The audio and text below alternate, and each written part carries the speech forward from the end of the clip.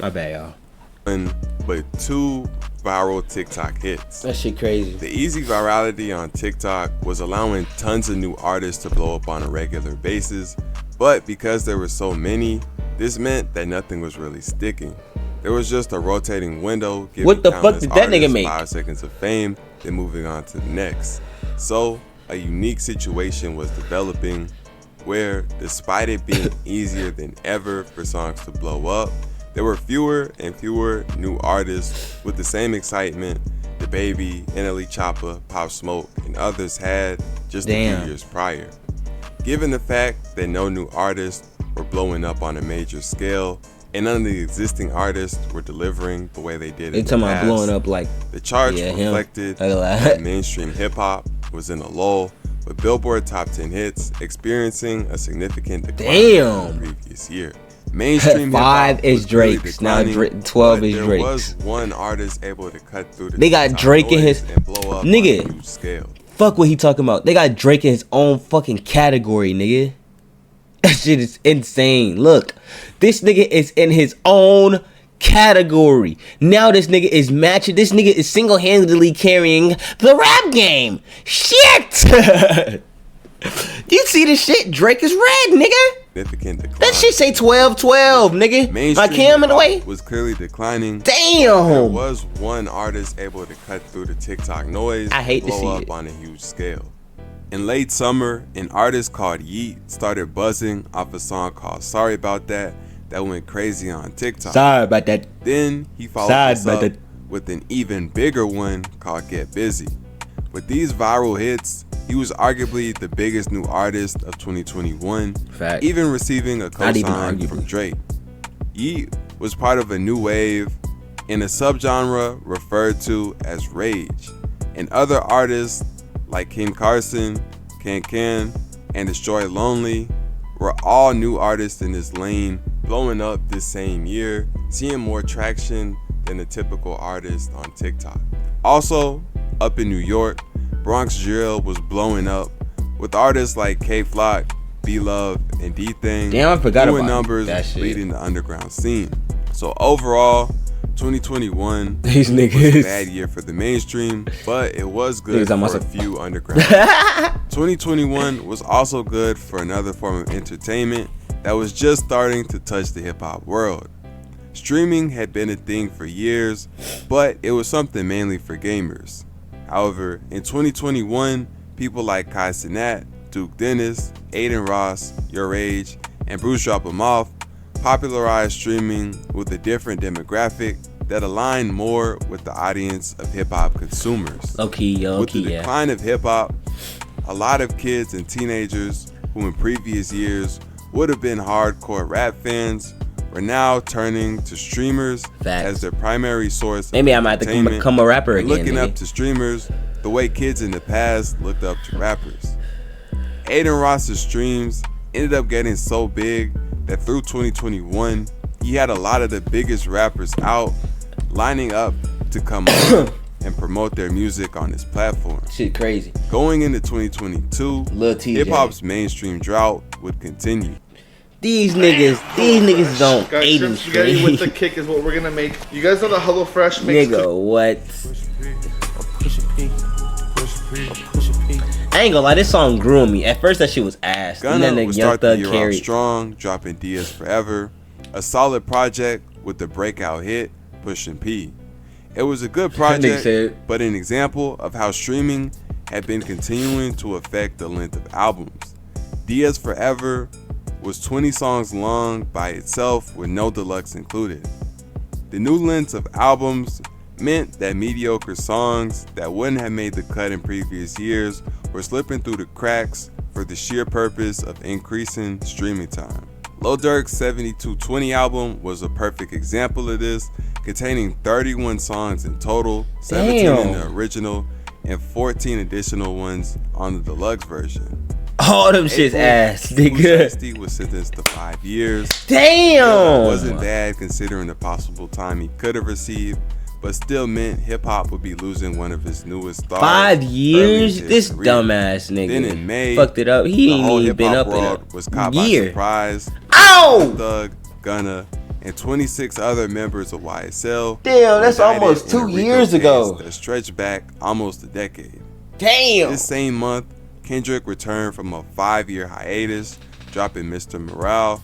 That nigga Kendrick talking about he came to save. But not at the level of his previous albums. Future also dropped I Never Liked You. Oh, that shit was album, mid. which saw a large amount of success with the hit single. Yeah, it was success. Going number one. But I feel like it was low-key mid, bro. 2022 also saw the rise of a few. Like I forgot that was even a Future album. In July, a Memphis artist, Glorilla, blew up off a song called F&F. Then, in late summer, a song called Munch by an artist named Ice Spice started blowing up on TikTok. Terrifying. It was initially taken as a joke, but it grew on people, and Ice Spice continued dropping and growing her popularity. That is the it we're talking about. That growing people. Right there. You're looking at it right there, buddy. Look at it. That ass. That's what he's talking about. Not the song, that ass. Popularity.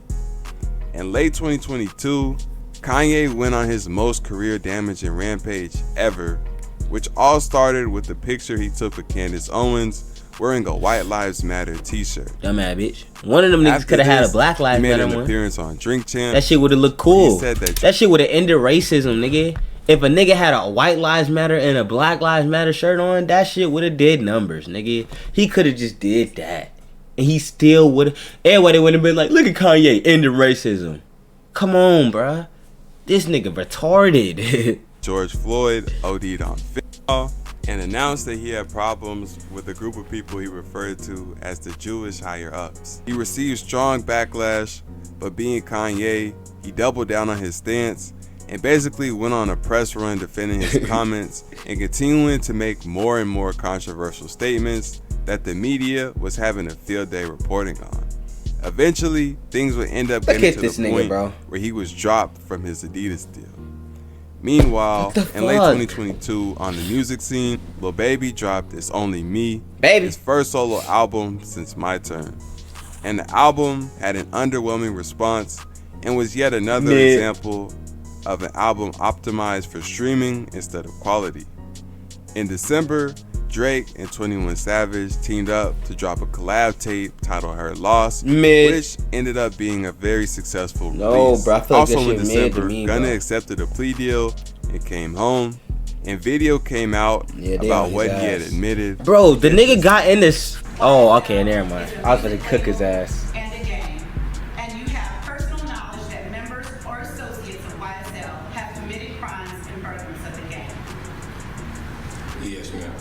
You were present when law enforcement officers stopped a vehicle in which you were present along with Jeffrey Williams, where and a firearm were recovered. These items did not belong to you. Yes, ma'am. Some people argued it was in an area that wasn't technically snitching, but the majority of hip-hop labeled him a rat, and most of his former rapper friends unfollowed him and distanced themselves, the most notable being Lil Baby. The Gunna situation... Bro, I ain't gonna lie, bro. The only thing that I feel like that was snitching, I am from the suburbs, as you can see. The only thing that I think that was snitching is the last one when he said that nothing belonged to him in the car, bro. I feel like that's the only one that was snitching because it's only 2 niggas in the car. Bitch ass nigga.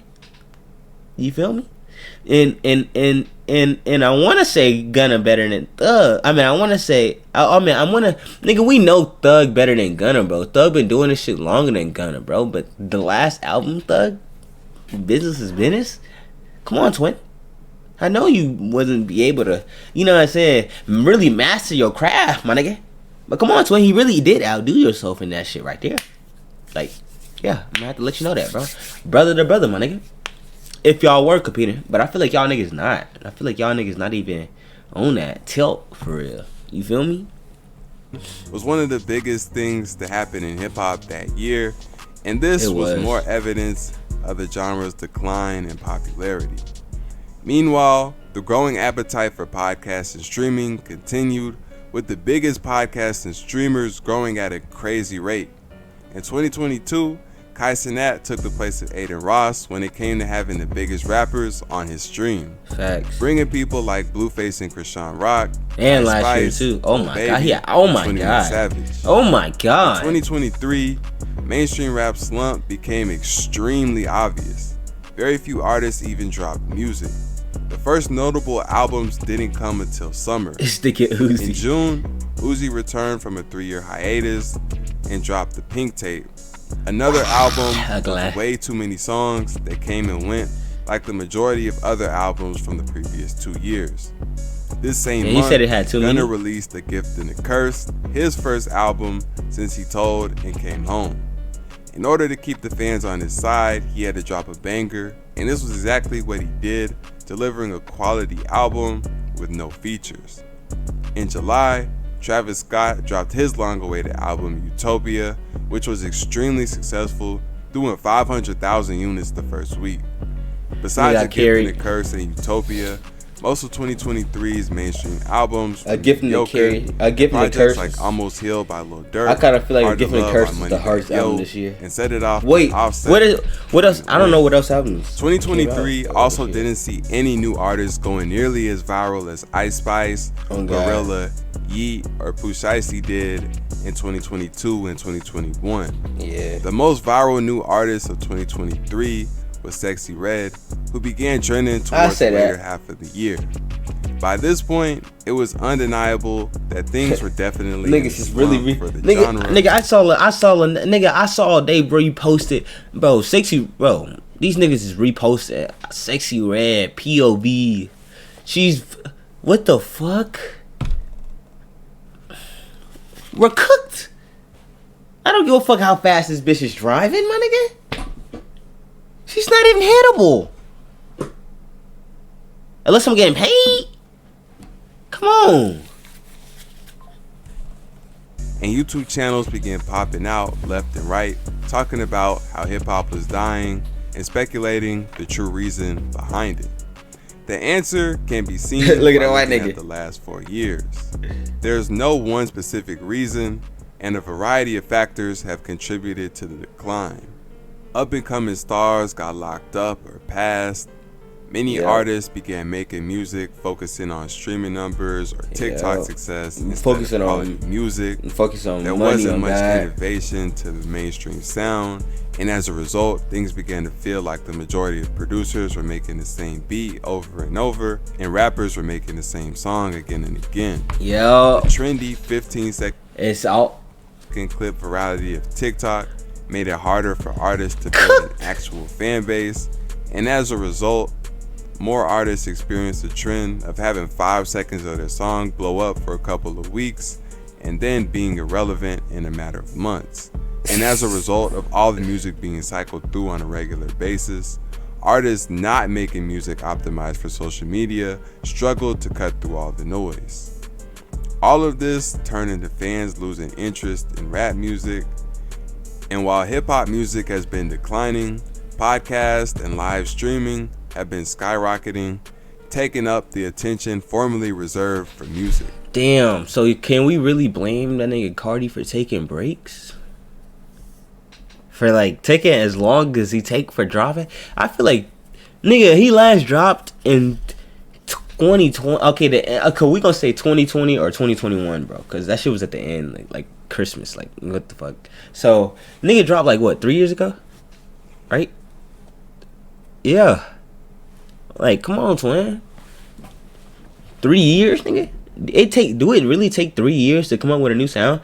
And then is leaking? Is niggas really leaking his shit, or is he leaking his shit, bro? And is that what's causing this shit? The goddamn. Streamers are getting NBA-sized contracts and building fan bases. Y'all niggas see these contracts? 15 million for FouseyTube? Nigga, what? Didn't Bruce get 80 or 40? XXXTentacion and NBA Youngboy. The youth has always fueled hip-hop, but these days they're more interested in watching Twitch and Kick. This is definitely not the end of hip-hop, but it may be the end of its chokehold on the mainstream. And we may never see hip-hop regain the chokehold it's had on pop culture over the past decade or so. The genre's had a great run, but nothing lasts forever. Damn, bro.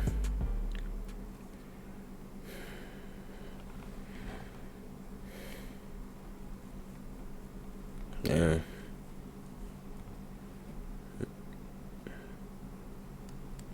Hip hop not dead, nigga. And then Cardi finna say today. What the fuck this nigga talking about? What the fuck? Nigga, Cardi finna say today, nigga. You ain't even preview a Great Chaos, nigga. The fuck? He ain't even said that shit came out. I wouldn't. Yeah, this shit was a month ago, nigga. That shit was out. Bum ass nigga. Better get that shit together, boy. I'm tweaking, boy. Hey, if y'all want me to react to something, bro, y'all know y'all can send it to me, bro. I hate to keep saying this shit every vid, bro. Fuck, bro. Make sure y'all niggas like, share, and subscribe if you're new. And I'm out.